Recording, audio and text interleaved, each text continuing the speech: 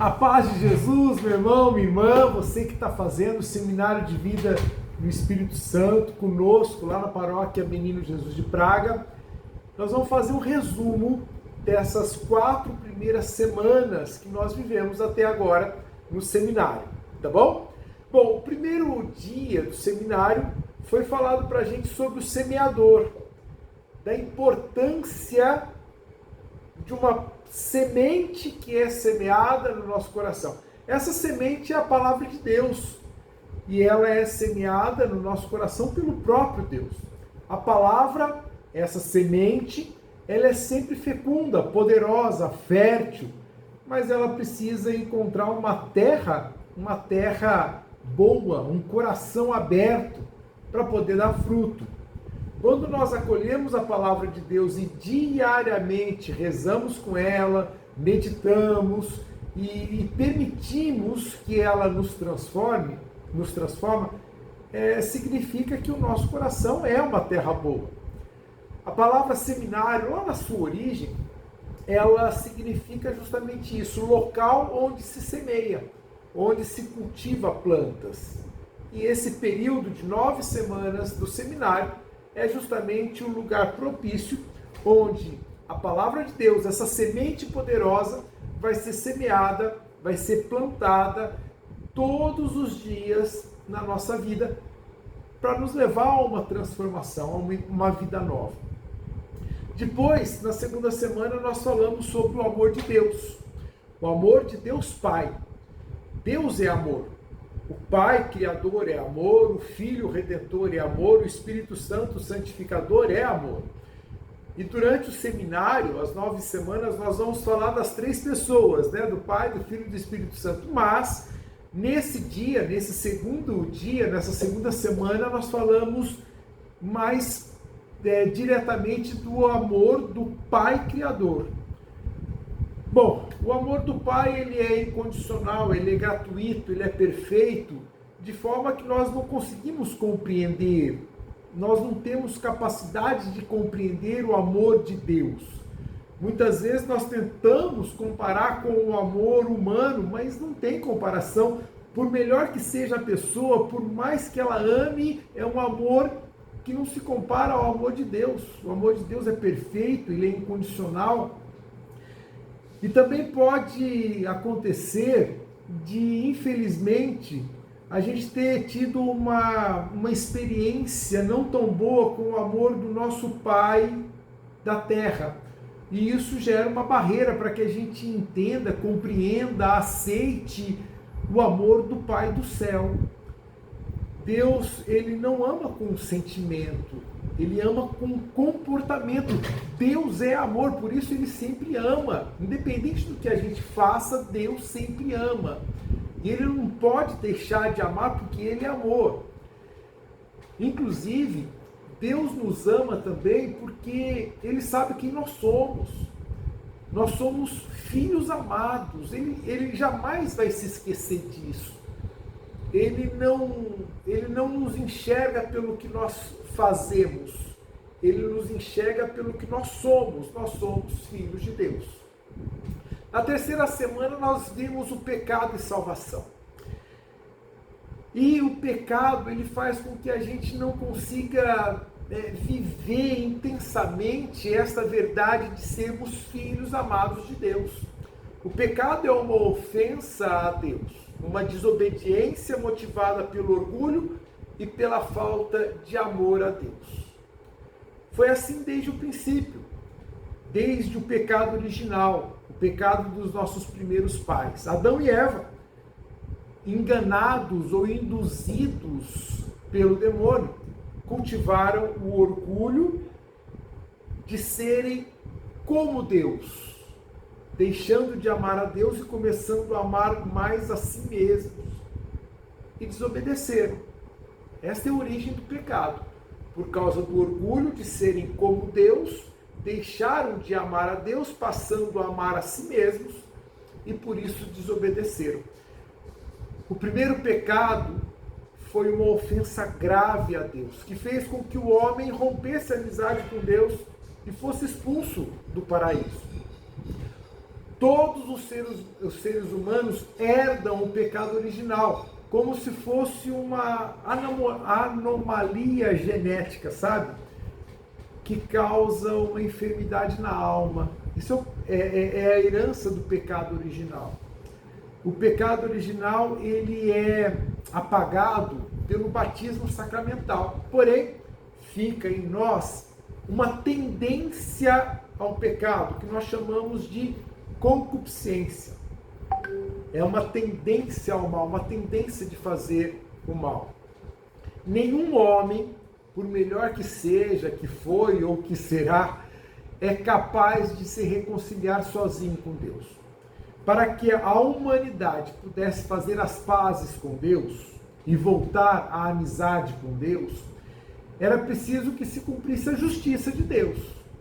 E a justiça era essa: que um homem puro, humilde, obediente, que amasse perfeitamente, aceitasse livremente dar a sua vida pela humanidade pecadora.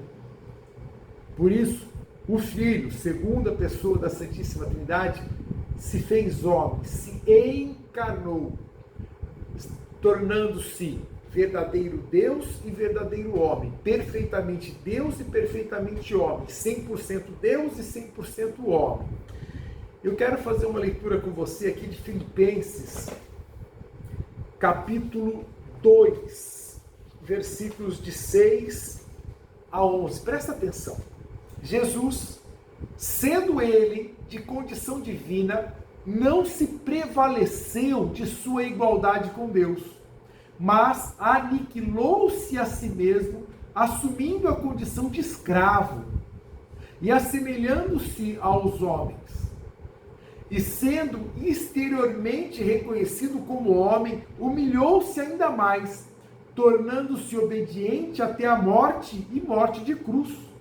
Por isso Deus o exaltou soberanamente e lhe outorgou o nome que está acima de todos os nomes, para que ao nome de Jesus se dobre todo o joelho no céu, na terra e nos infernos, e toda língua confesse, para a glória de Deus Pai, que Jesus Cristo é o Senhor. Olha que maravilha! Veja, presta atenção.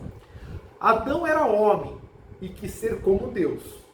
Jesus era Deus.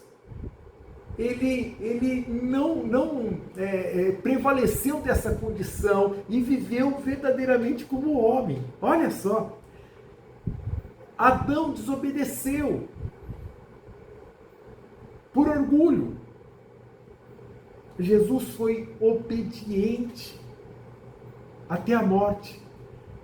Adão, por causa do orgulho, desobedeceu. Jesus obedeceu humildemente, se humilhou. É muito bonita essa comparação. Jesus é o novo Adão, né? Adão amou mais a si mesmo, querendo ser como Deus, né? Amou mais os seus desejos, né? Jesus não, Jesus amou perfeitamente o Pai e a nós. Se a gente lembrar do Evangelho de São João, capítulo 13, versículo 1, diz assim: tendo amado os seus, amou-os até o fim. Jesus assumiu o pecado da humanidade sem jamais cometer pecado algum. Segundo Coríntios, isso é bonito também de ler. Segundo Coríntios, capítulo 5, versículo 21, diz assim, presta atenção: aquele que não pecou, aquele que não conheceu o pecado, Deus o fez pecado por nós, para que nele nós nos tornássemos justiça de Deus. Olha, aquele que não conheceu o pecado, aquele que jamais pecou, Deus o fez pecado. E você vai entender agora por quê. Ele assumiu o pecado do mundo e se tornou pecado. Presta atenção. Quando Jesus se entrega à morte, ele mata consigo aquilo que ele se tornou. Assim como quando Pelé morreu o maior jogador de futebol, quando uma pessoa assume alguma coisa e morre também aquilo que ela assumiu. Quando Jesus assume o pecado, tornando-se pecado, ao se entregar livremente na cruz, ele mata consigo aquilo que ele se tornou. Jesus matou o poder do pecado na cruz. Lembra daquela passagem lá de Êxodo, quando o povo era picado pela serpente e morria? Moisés intercede pelo povo e Deus ordena que Moisés faça uma serpente e coloque numa haste, para que quando o povo picado pela serpente olhasse para a serpente e fosse curado. É isso, é a prefiguração de Jesus na cruz. Nós, feridos pelo pecado, olhamos para Jesus, que se tornou pecado, e somos curados. Por isso Jesus se torna pecado, para matar o pecado, mas também como um antídoto para nos salvar do pecado. Jesus é o único Salvador. Não existe outro Salvador, é somente Jesus Cristo. Verdadeiro Deus, verdadeiro homem, humilde, obediente, que ama perfeitamente, que se entrega deliberadamente, livremente, para nos libertar da morte eterna. Aí depois veio a quarta semana, fé e conversão. Bom, acreditar que o Pai nos ama, que Jesus nos ama e por isso deu a sua vida por nós em resgate a nós como nosso Salvador. Acreditar que em Deus nós temos uma vida nova é o princípio da mudança de vida. Quando acreditamos de fato no amor de Deus que nos criou, que nos salvou, que nos resgatou, que se entregou por nós, esta certeza, essa fé nos impulsiona a mudar de vida. O Catecismo da Igreja Católica nos ensina o seguinte, que fé é uma resposta que nós damos a Deus que se revela a nós. No seminário, Deus vai se revelando como Pai amoroso, como Filho redentor, Salvador. E agora nós precisamos, por acreditar em Deus que se revela, dar uma resposta. Dar uma resposta.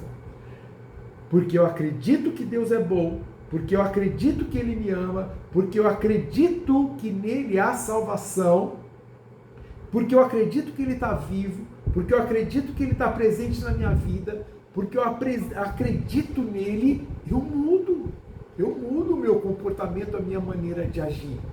A essa mudança nós chamamos de conversão, de metanoia, mudança de mentalidade. Se a minha fé não é capaz de me impulsionar a mudar de vida, é sinal que eu ainda não descobri verdadeiramente quem é Deus. Porque quando eu descubro quem é Deus verdadeiramente, essa descoberta, quando eu acredito nele, eu mudo de vida. Fé e conversão. Semana que vem, dia 21, segunda-feira, feriado, nós vamos ter seminário, sim, nós vamos falar sobre o senhorio de Jesus.